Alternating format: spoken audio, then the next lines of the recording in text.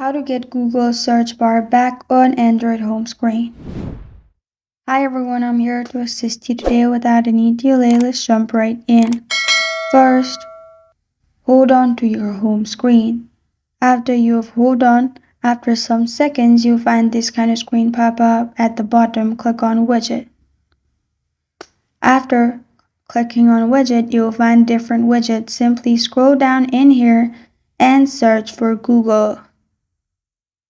In Google, simply swipe to the left to search for the search bar. After you find search bar, hold on to the search bar, which will open this kind of screen, and move it anywhere you want and just leave it. After that, you can customize theme. After you have customized theme, you're good to go.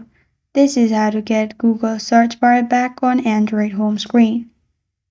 Thank you for joining me today. If this video helps you out, please leave a like and subscribe for more. Got a question or want to suggest a topic? Comment below. Thank you for watching.